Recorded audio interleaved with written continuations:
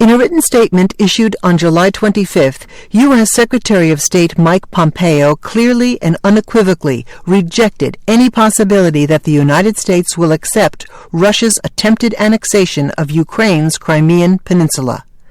On February 27, 2014, Russian forces wearing masks and no military insignia infiltrated Ukraine's Crimean Peninsula, took over the Supreme Council of Crimea, and proceeded to capture strategic sites across the peninsula. Ultimately, this action led to the installation of a pro-Russian government in Crimea, and in March, an illegitimate, fabricated referendum there that attempted to legitimize Russia's purported annexation of Ukrainian territory.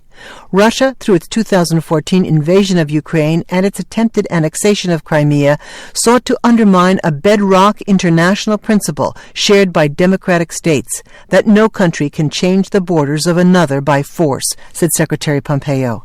Nearly 80 years ago, the United States issued the Wells Declaration, which refused to recognize the then Soviet Union's invasion of the Baltic countries, Estonia, Latvia, and Lithuania.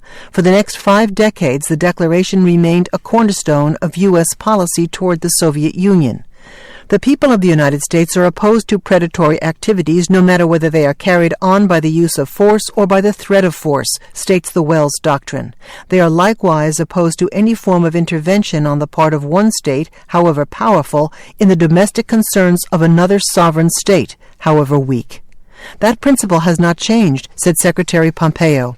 As we did in the Wells Declaration in 1940, the United States reaffirms as policy its refusal to recognize the Kremlin's claims of sovereignty over territory seized by force in contravention of international law.